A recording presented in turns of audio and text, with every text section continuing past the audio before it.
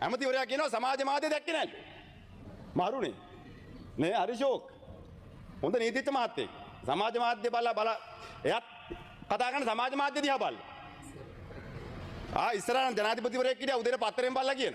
දැන් අපිට ඇමතිවරයෙක් කියනවා සෝෂල් මීඩියා බලලා කියන. වගකීමකින් කටයුතු කරන්න බැරි වෙලා ඔහු වගකීම් පැහැරියට පස්සේ දැන් ඇඟ හොද ගන්න හදනවා. සාටක මහත්තයා දාවා මේ දැන් කතිකව 3 දිනකට කලින් කතා කරා.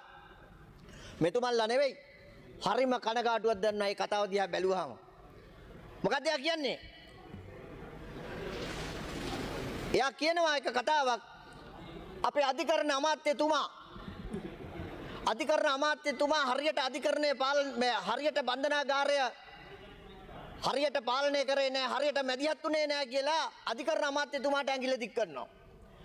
කවුද? නාමල් රාජපක්ෂ.